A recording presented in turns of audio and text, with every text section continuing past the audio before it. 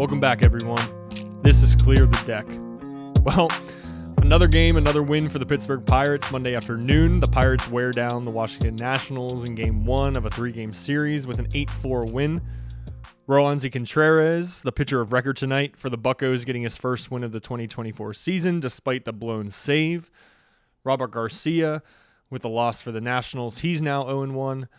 And Aroldis Chapman with the save for the Buccos, his first of the year. You know, this is very much a joke when I started this podcast last week, but you can't win 162 games if you don't win the 5th, and the Pirates did just that today. I do have to shout out my good friends, Jake, Mike, and Dana, for actually attending this game, especially in the colder weather. I fully entrusted you to bring home a 5th straight win for the Buccos, and, well, you delivered. Icy lights on me next time I see you. So let's break this down. Pirates are 5-0 for the first time since 1983. Crazy that's 41 years ago. I know I'm one of those people who were born in the 90s and 80s always seemed 10 years ago, and I know I'm sounding super old right now, but 1983 being 41 years ago is absolutely crazy. How about this? 4 Pirates not named David Bednar have a save in the first 5 games of the season. Aroldis Chapman tonight, Jose Hernandez in the first game of the season, Josh Fleming, and Hunter Stratton on Easter. Pretty funny, if I'm being honest. Did not expect that one. We expected the bullpen to be good, but I don't know if anyone had that 4 Pirates would get a save in the first 5 games before David Bednar would. I think I sound like a broken record here, but Pirates are making pitchers work tremendously hard. Another game where the Pirates see over 200 pitches. Prior to this game, the broadcast team actually mentioned that the Buccos were 4th in baseball in pitches seen per plate appearance with a little bit over 4 pitches. That's going to go up. When you make pitchers work, you limit their innings and really just tire them out. It's not rocket science here, folks. 6 Pirates today had 2 hits at least. Michael A. Taylor with 3 in his return to D.C. Those with 2 hits, Connor Joe 2 for 4, Brian Reynolds 2 for 5, Andrew McCutchen 2 for 4, a nice showing for him in the cleanup spot. Henry Davis 2 doubles tonight. Really encouraging, 2 for 4. Michael A. Taylor, as we mentioned, 3 for 4. And even Alika Williams, the backup infielder, squeezes in 2 for 4. He's batting .375 so far in the young season. Doubles tonight from Henry Davis, 2 of them off the starter Mackenzie Gore. Connor Joe with his 4th double of the season in 5 games, which is really impressive. Ke'Bryan Hayes with his 3rd double of the season, and Brian Reynolds also with his 3rd double of the season. Again, we're seeing this from the entire lineup. Production. Tonight we saw 15 hits, 6 walks. Really impressive stuff. When you hit, when you get on base, another 20 plus times on base performance by the Buccos, you're probably going to win the game. Some other takeaways: Andy Fletcher, the home plate ump, with just one of the worst strike zones of all time today. It's one thing to be inconsistent, but at least be consistently off. Maybe you're calling outside strikes, maybe you're calling inside strikes, and you're consistent with it. He was all over the place. Ump scorecards, an account on Twitter, usually takes the day after to post umpire scorecard of how someone performed. Going to be interesting to see that one, because he was, and it wasn't just he was consistently bad for the Pirates, he was consistently bad for the Nationals. I think both teams have a pretty good argument in terms of how poor he was today. Today was also the first game we saw Marco Gonzalez pitch, starter from the Seattle Mariners, who was traded to the Braves but then immediately shipped to the Pirates. I thought he was really impressive today. 5 innings, 1 earned run, 2 walks, 2 strikeouts, only 4 hits. I thought he pitched to contact. I think a really capable performance today, and kind of what you can expect from Marco Gonzalez from the left-hand side. He's not going to whiff a ton of batters at the plate. He only had, I think, let's see here, only had 3 swings and misses for the Nationals, so he's not going to blow it by them. His max four seam today was 91.4 miles an hour. He was pretty much averaging 90 miles an hour with his fastball. Threw 32 of them today. His next pitch, a cutter, he threw 24 times today. Again, even lower velocity, averaging 85 miles an hour. Changeup through 12, through 9 curveballs. He's gonna mix it up. He's gonna throw a lot of off-speed pitches. A lot of contact. I think he had 6 groundouts, 3 flyouts, also the 2 strikeouts. If you pitch to contact and you get a lot of weak contact, let's see if I can find this. I was going to look at his average exit velocity today, but a lot of just weak contact from the Nationals against Marco. Got into the 6th inning, eventually replaced by Roansy Contreras. I think that's a takeaway from today's game. I think we saw Derek Shelton's first mistake. I think it was a good decision to have Roansy come in the 6th inning, pitched really well. To get out of the jam in the 6th that Marco Gonzalez had started, but, kind of immediately choosing to have Roansy pitch a 2nd inning into the 7th, gave up a 2-run home run to tie the game. I think that was probably, if we're being honest with ourselves, Derek Shelton's first mistake of the year.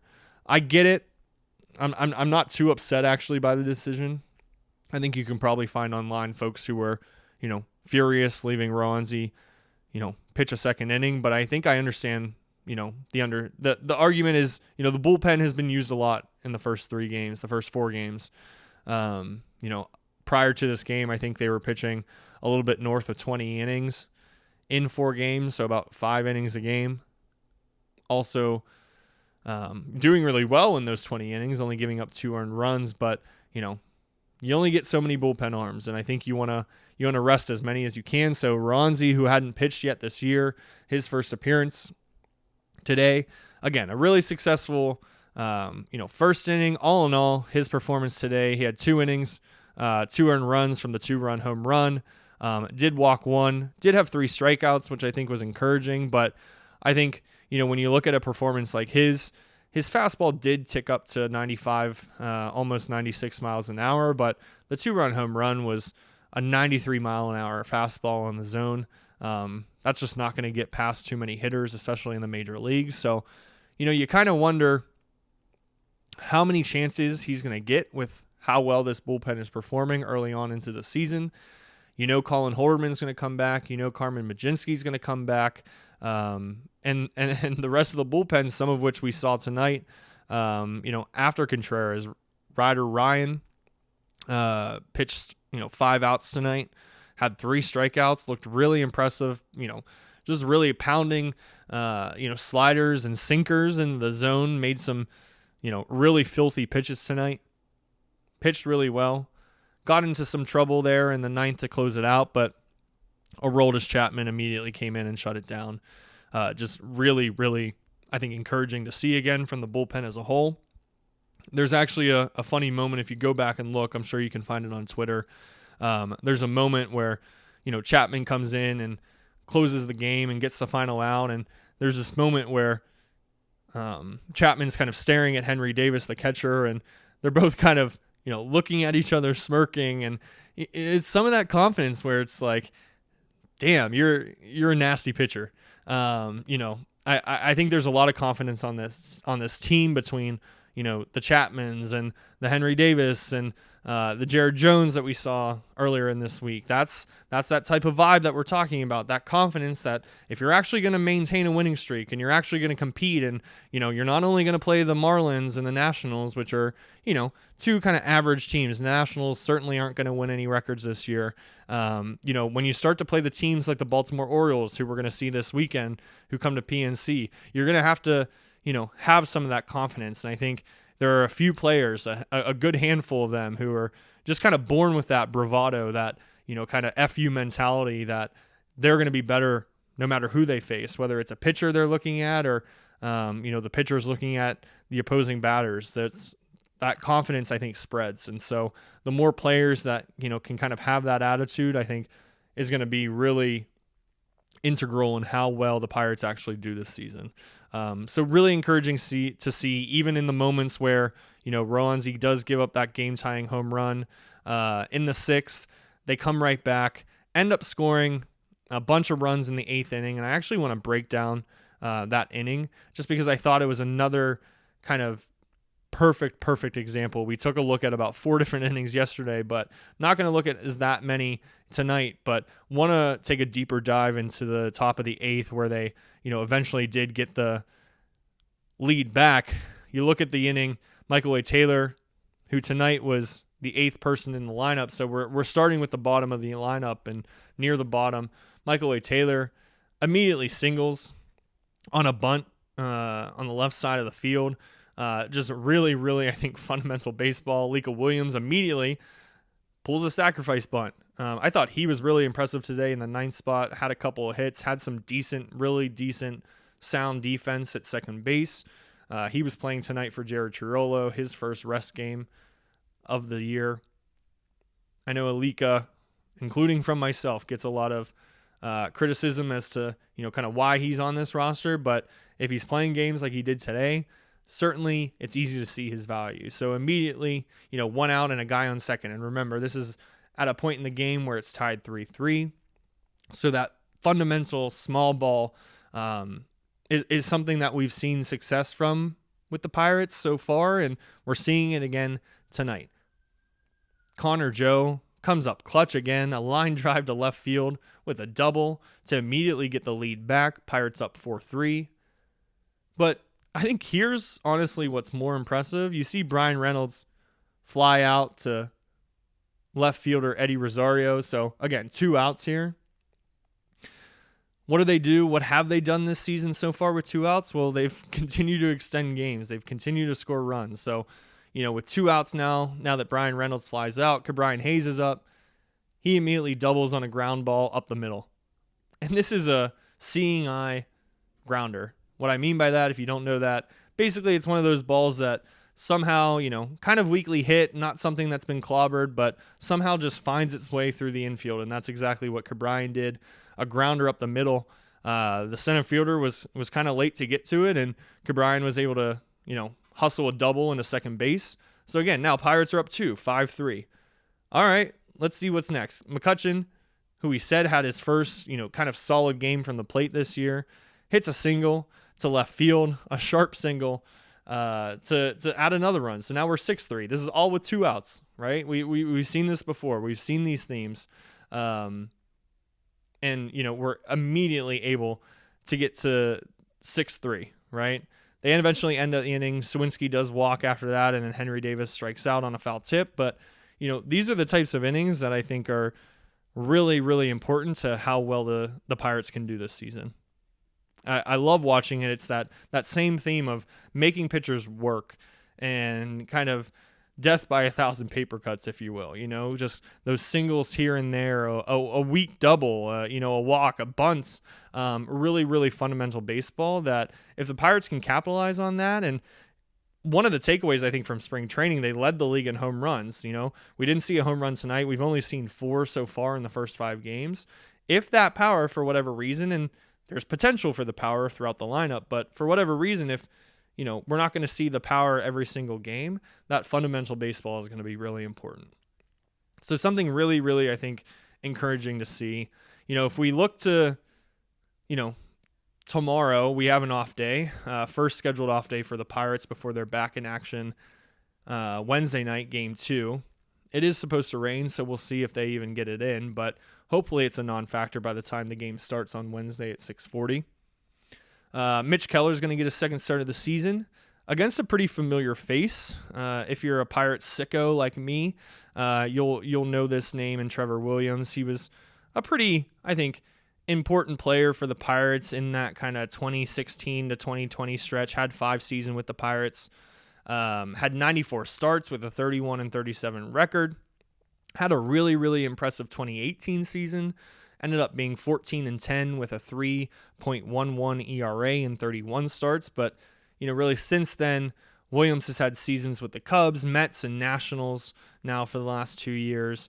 Last year in 30 starts with Washington, he wasn't very good. But if you need evidence to, prove why, he pitched 144 innings with a 5.55 ERA, only had about 111 strikeouts, I believe, and gave up a whopping 34 home runs. So if you look at his metrics from last year, he's near the bottom of all pitching categories, including fastball velocity, whiff percentage, and then also strikeout percentage. So nowhere near, I think, the level of what he had in terms of his peak season in 2018 with the Pirates. He's now 32, or in at least his age 32 season. And I would be shocked if the Pirates don't do well, but usually when I say things like that, that's when Pirates don't do well. But they should be able to get on Trevor Williams pretty early, especially if they're proving that this patience at the plate is not a ruse. It's a real thing that the Pirates can take advantage of, 1 through 9 in their lineup. It's their first righty starter they've faced all season. Prior to this point, in all 5 games, they've only had lefty starters. So pretty interesting to see how they'll do against a righty. Expect Oneil Cruz to actually lead off. Connor Joe has been sneakily the MVP of the first 5 games so far. Might even still play, just given he's, has a hot bat right now. But against righties, you're going to have Oneil Cruz leading off, which will be fun to see. His potential, what we saw him do in years prior, and also in spring training, and even in the season thus far. He, had another hit tonight. He was 1 for 5. He's hitting .316 on the season, 855 OPS. Had that home run in the first game, so hopefully he can, get the power back in Game 6 on Wednesday night. But let's see what happens in Game 2 on Wednesday. I'm just going to really keep enjoying this start. I feel good, and you should too as a Pirates fan. And if you're keeping count, as always, you can't go 162-0 if you don't win the 6th. No episode tomorrow with the off day. Follow and give a review on Spotify, or subscribe and like on YouTube, whatever you prefer, or don't. That's okay too. But the Pirates are 5-0. Let's go Bucks.